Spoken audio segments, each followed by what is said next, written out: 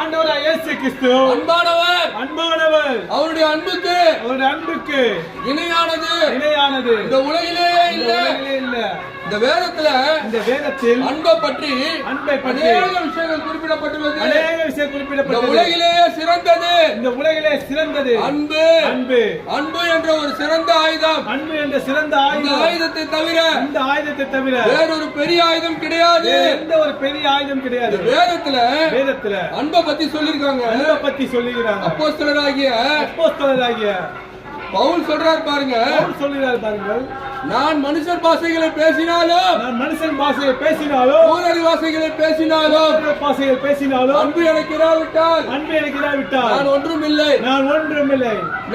நான் தீர்க்க தரிசன வரங்களை உடையவனாய் இருந்தோம் சகல ரகசியங்களை அறிந்திருந்தாலும் சகல அறிவை அடைந்திருந்தாலும் நான் மலைகளை பேர்க்கத்தக்க விசுவாசம் உடையவனாய் இருந்தாலும் அன்பு எனக்கு இராவிட்டால் நான் ஒன்றுமில்லை. நான் எனக்கு உண்டான யாவற்றையும் அன்னதானத்துக்கு கொடுத்தாலும் என் சரீரத்தையே சுட்டரிப்பதற்கு கொடுத்தாலும் அன்பு எனக்கு இராவிட்டால் எனக்கு ஒன்றும் பிரயோஜனம் இல்லை. அன்பு நீடிய சாந்தம் தயவும் உள்ளது. அன்புக்கு பொறாமை இல்லை. அன்பு தன்னை புகழாது. இருமாப்பா இராது. அன்பு அயோக்கியமானதை செய்யாது. நாடாது. சினமடையாது. தீங்கு நினையாது.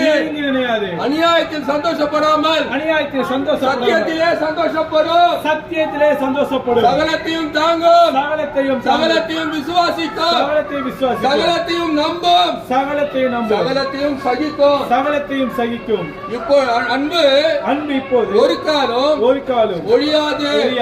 தீர்க்க தரிசனங்களானாலும் ஒழிந்து போகும்.